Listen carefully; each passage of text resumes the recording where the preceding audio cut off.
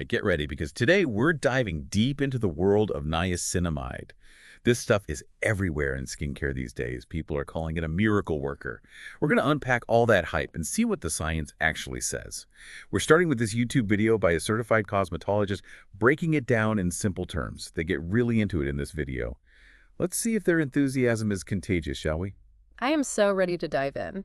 It's always good to separate the hype from the facts, especially with these trending ingredients. Exactly. So first things first, what niacinamide is actually? The cosmetologist explains that it's a form of vitamin B3, crucial for healthy skin, they say. What really caught my eye was that it's water-soluble. Does that actually make a big difference in how it works? Absolutely. Water solubility means that niacinamide can actually penetrate the skin's surface more easily, delivering its benefits right where they're needed. It's also much less likely to just sit on top of your skin, and feel heavy or greasy. Okay, that makes sense. Now, the video mentions that niacinamide is found naturally in foods, like leafy greens and grains, things like that. But for skincare, they really emphasize that it's better to use the lab-made version. Why wouldn't we just use the natural stuff? That's a great question. And it really comes down to control and concentration.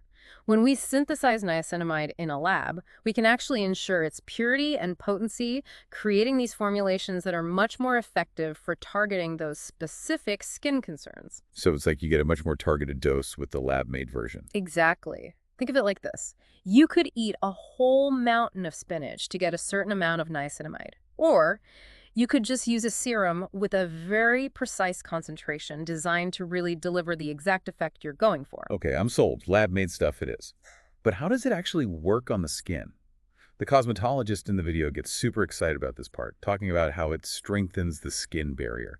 Can you break down what that even means for us non-scientists? Absolutely. Imagine your skin barrier as this microscopic brick wall that's shielding you from the outside world, keeping moisture in and all those irritants out, pollution, even bacteria. When this barrier is strong, your skin looks healthy and it feels balanced and resilient. So a strong barrier is good. I'm starting to see why the cosmetologist was so excited about this. Yes, and this is exactly where niacinamide comes in. It acts as a sort of mortar, strengthening those bricks, improving the overall integrity of your skin barrier. Wow, that's a great analogy. And the cosmetologist claims this leads to some pretty impressive benefits, like fading dark spots, minimizing wrinkles, even controlling oil production. Are all of those linked to having a stronger skin barrier? Let's break it down. When your barrier is compromised, it can actually lead to an excess of oil production as your skin tries to overcompensate for the moisture loss. Niacinamide actually helps regulate this whole process, so you end up with a more balanced complexion. Interesting. So it's not just masking the oiliness, it's addressing, the root cause. Exactly. And as for dark spots and wrinkles, those are often exacerbated by inflammation and environmental damage, both of which a strong barrier can help protect against. Okay, starting to see the bigger picture here.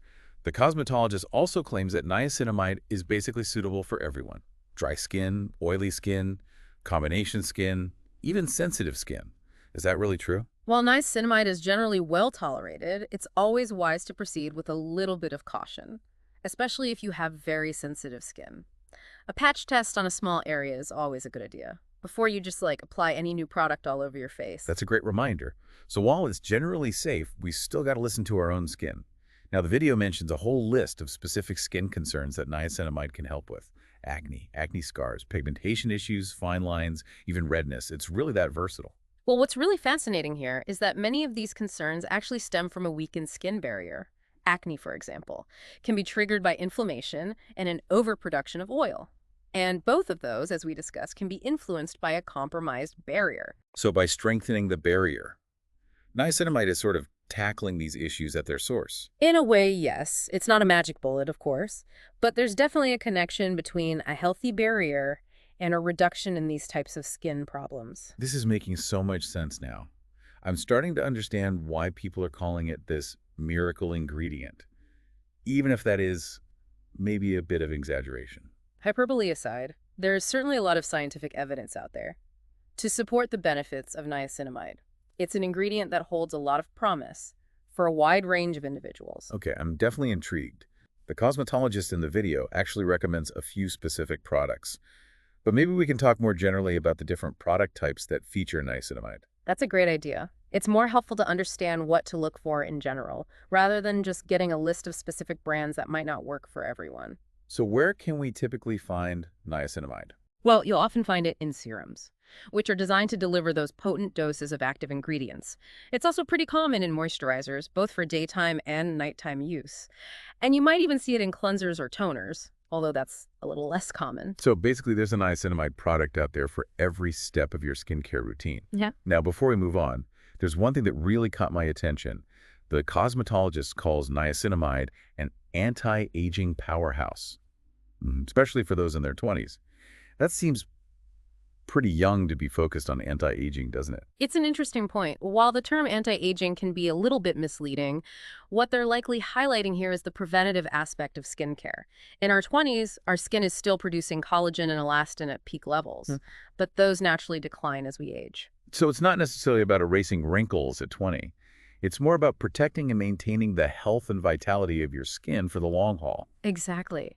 It's about laying a strong foundation for healthy aging. And that's where ingredients like niacinamide can really play a significant role. I like that approach. All right, that's a wrap on part one of our deep dive into niacinamide. We've covered a lot of ground, from the basics of what it is to how it actually works on the skin. We've also started to unravel the connection between a strong skin barrier and those coveted skincare benefits. But stay tuned, because in part two, we're going even deeper. We'll explore more about the specific benefits of niacinamide, address any potential concerns, and we'll delve into those all-important scientific studies. And of course, we'll tackle that lingering question about the optimal age to start thinking about anti-aging skincare. See you in part two.